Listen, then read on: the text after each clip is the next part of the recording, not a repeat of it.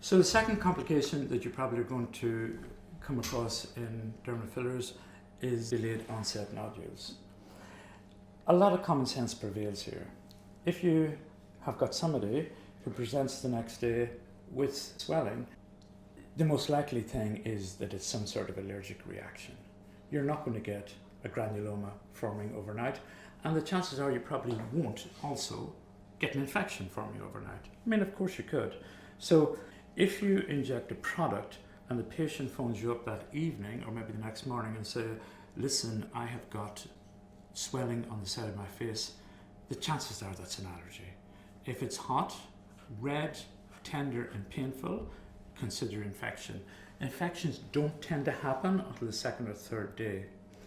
Now, if it is just a localized swelling and your patient is 20 miles from your clinic, if you write them a prescription for dexamethasone, and that is 4 milligrams for 3 days, usually the problem will go away.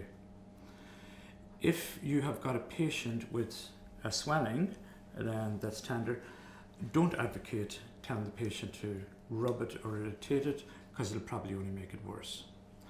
If it is an infection, which should be treated quite smartly, I would tend to use either doxycycline, some clarithromycin, and I use these widely. Clarithromycin normally 500 milligrams twice a day for 5 to 7 days, and this will settle it down. Ciprofloxacin in reserve now in its use maybe as a second line drug because of its problems with heart valve association. It's been on antibiotics for 3 weeks. You know, biofilms are very rare, but it's a different thing if you're using steroids, back them up with an antibiotic every time, and then you'll not get into any trouble. So most of the problems that we see around 3 months, and particularly one company's product seems to be involved in this, talking about if you just use oral steroids for 3 days, the problem seems to disappear. Now, if you have got a nodule, and assuming that it's not of biofilm, but the ones we see, they tend to be granulomas, giant cell granulomas. Oral steroids are not going to cut it. They're not going to get rid of the problem. You're going to have intralesional steroids. One of the problems with intralesional steroids, of course, is the potential for dermal atrophy, that you could end up in a situation where the person replaces the sort of nodule in their skin suddenly with a depression in the skin, and that's not a good look. So in terms of minimizing that, don't forget this, when your anaphylaxis kit was Solucortiv. Solucortiv you can give intravenously, it'll just work for 24 hours.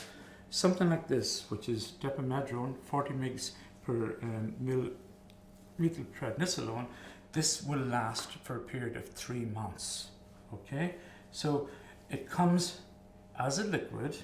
So again, in terms of its use, what I would advocate is again using one of the botulinum syringes. So in terms of nodules itself, I tend to, particularly if they've got granulomas, to treat the patient intralesionally with corticosteroids.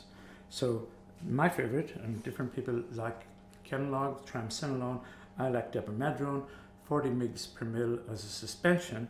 And what I tend to do is, this comes as a clear liquid, and I use probably a 50% dilution in order to prevent dermal atrophy.